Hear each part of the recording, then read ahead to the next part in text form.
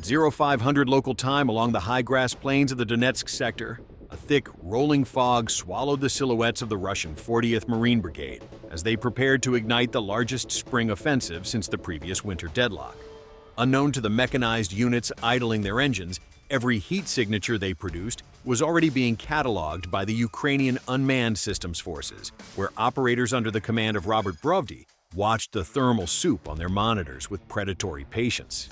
The Russian plan was built on the math of atmospheric occlusion, betting that a 100-kilometer wall of gray mist stretching from Huliaipol to Pokrovsk would act as a digital cloak against the swarms of overhead eyes that had turned the front into a laboratory of attrition.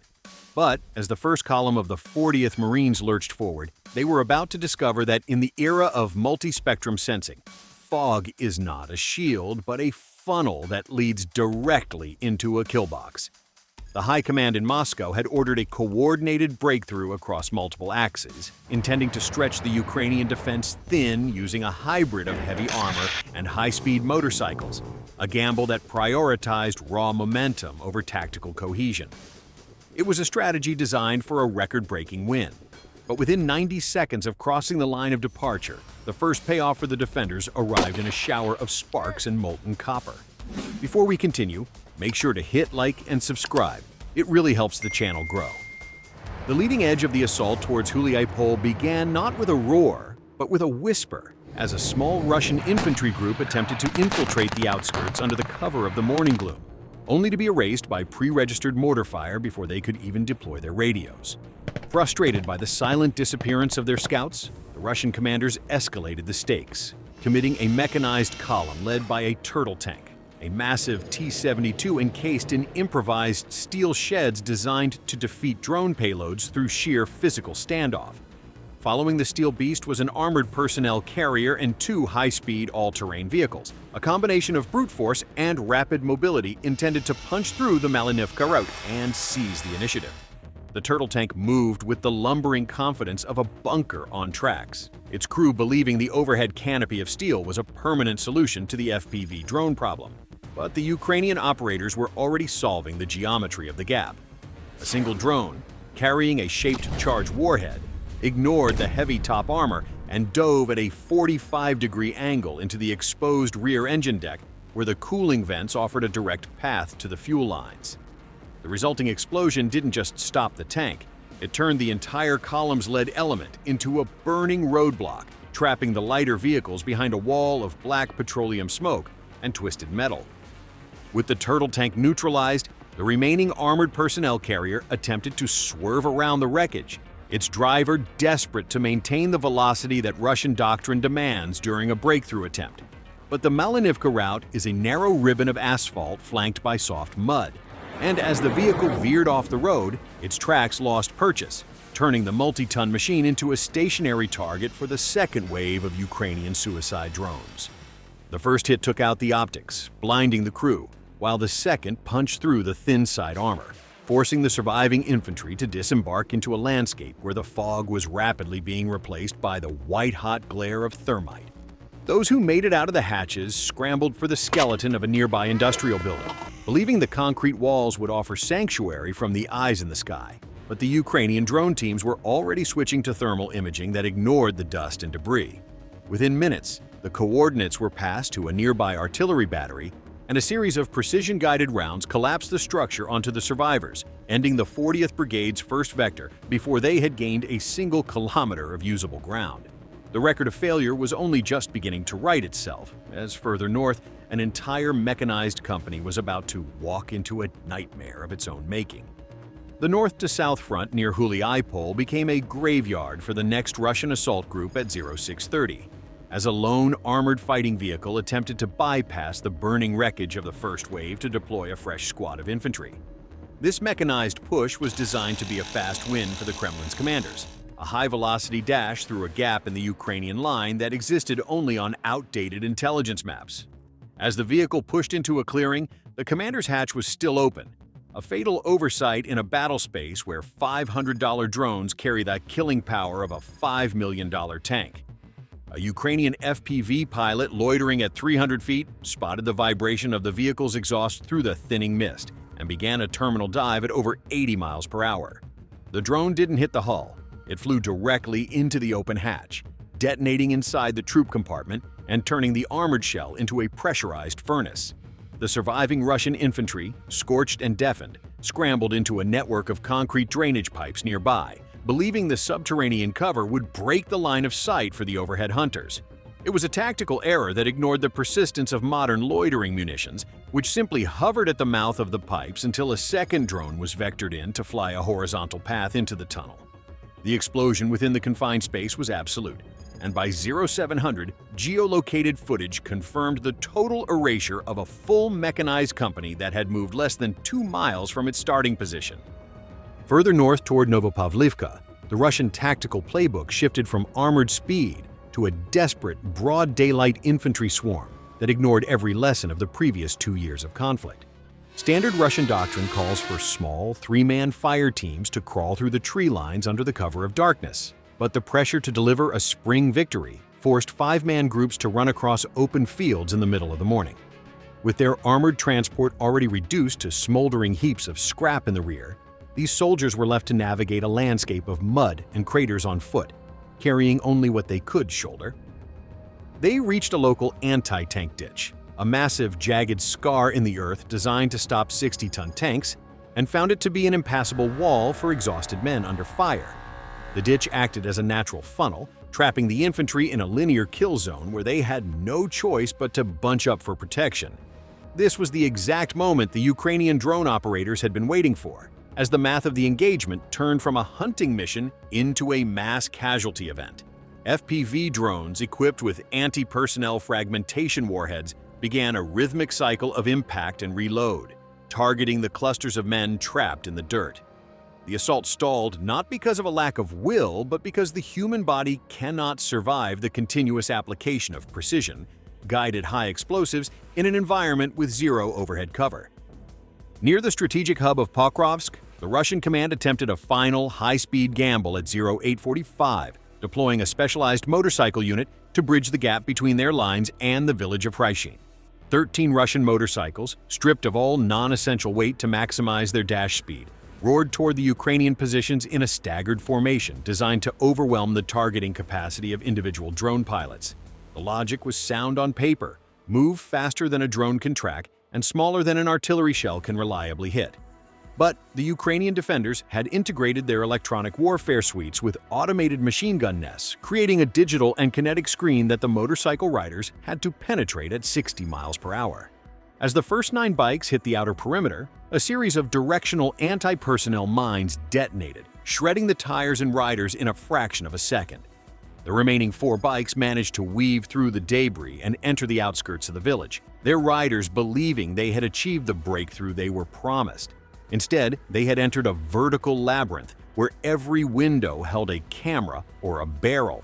The final 4 motorcycles were hunted down in the narrow streets by micro-drones that could follow them into doorways and basements, ending the assault group's life cycle in under 20 minutes of active combat.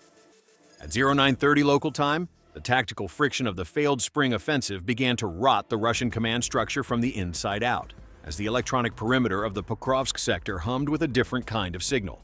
The Ukrainian Skelya Regiment, operating a sophisticated signals intelligence array from a hardened basement 3 miles behind the zero line, intercepted a burst of panicked Russian radio traffic that signaled a total collapse of situational awareness.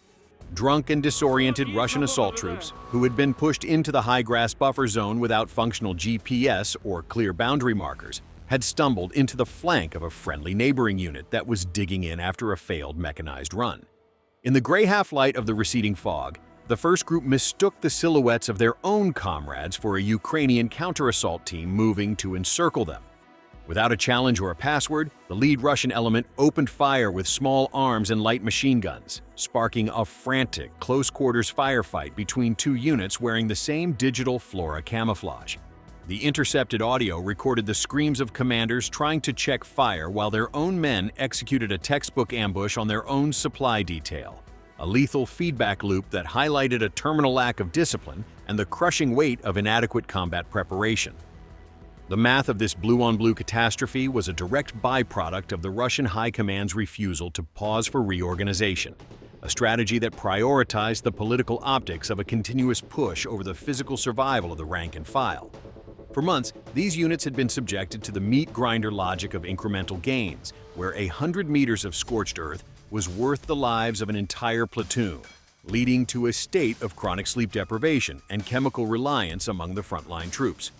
When the spring offensive was greenlit, the units were shoved into the Donetsk and Zaporizhzhia gaps with nothing more than a heading and a threat of execution for retreating, a combination that turned the fog-covered front into a hall of mirrors. The internal chaos reached a fever pitch near Hryshine, where Russian mortar crews, receiving conflicting coordinates from 3 different command nodes, began dropping high-explosive rounds onto the very infantry they were supposed to be supporting. The Ukrainian drone operators, watching the carnage unfold through high-definition thermal optics, simply hovered and recorded as the Russian spring offensive began to consume itself in a flurry of friendly fire and tactical insanity that no amount of state media spin could fix. By 10:15, the scale of the Russian failure was being measured not in ground taken, but in the sheer volume of hardware and personnel being deleted from the order of battle in a single 24-hour window. Ukrainian drone strikes had achieved a state of technical dominance that rendered the traditional Russian mass assault tactic obsolete, as every attempt to build momentum was met with a precision-guided response that arrived within 40 seconds of detection. The 40th Marine Brigade, which had started the morning as a cohesive fighting force, was now a collection of scattered survivors wandering through a landscape where every tree line held a loitering munition. Without artillery cover, the remaining Russian infantry were left naked against the sky, turning the final hours of the morning into a slow-motion retreat through a corridor of fire that saw 3 more tanks and 11 armored vehicles added to the scrap heap. The emotional driver for the Russian units had shifted from the glory of the spring offensive to the raw, animal instinct of survival, as the survivors of the motorcycle dash and the turtle tank failure realized that no help was coming from the rear. In the narrow streets north of Huliaipol, a group of Russian soldiers attempted to surrender to a hovering Ukrainian drone, waving white rags toward a camera lens they couldn't see, only to be caught in the crossfire of their own retreating armored units. The lack of communication between the armor and the infantry had become so severe that the Russian tank crews were treating any movement in the ruins as hostile, further increasing the friendly fire count as the morning progressed. This was the true face of the operational stalemate breaking, not through a breakthrough, but through the total psychological and mechanical collapse of the attacking force.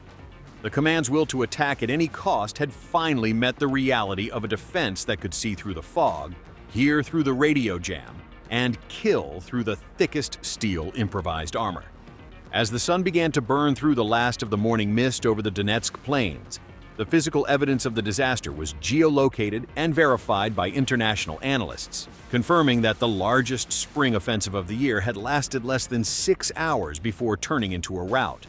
The 100-kilometer front line was now dotted with dozens of thermal plumes, where Russian equipment was cooking off, providing a grim set of navigation markers for the next wave of doomed conscripts. The Russian command, however, refused to acknowledge the disaster, instead issuing orders for the remnants of the 44th and 40th Brigades to regroup and prepare for a night assault. This cycle of reinforced failure was the only constant in the Russian tactical manual, a stubborn insistence on the massed frontal assault that ignored the fact that the Ukrainian drone forces had already mapped every approach path and pre-calculated every firing solution. The soldiers on the ground knew the math was ugly, and the intercepted radio traffic became a litany of curses directed at the colonels and generals who were watching the slaughter from the safety of bunkers 40 miles away. The final payoff for the Ukrainian defenders was the total disruption of the Russian logistical tail, as FPV drones began venturing 10 kilometers behind the contact line to target the fuel trucks and ammunition tenders that were struggling to reach the stalled columns. A single $500 drone, flying a low-level profile to avoid Russian electronic warfare bubbles, found a row of 3 fuel tankers idling near a forest edge and triggered a chain reaction that cut off the lifeblood of the entire mechanized company. The fireball was visible from the Ukrainian front lines, a clear signal that the Russian offensive had not only stopped, but was now being strangled at its source. With no fuel for the surviving tanks and no fresh ammunition for the infantry, the Russian spring offensive transitioned from a coordinated assault to a desperate scramble for the rear. a movement that the Ukrainian artillery was more than happy to accelerate. The momentum had shifted entirely, and the record losses continued to mount as the retreating units were funneled into the same anti-tank ditches and minefields they had struggled to cross earlier that morning. The intelligence payoff from the intercepted communications revealed a deeper layer of rot within the Russian ranks, where the pressure to perform had led to a complete breakdown of the chain of command between different branches of the military.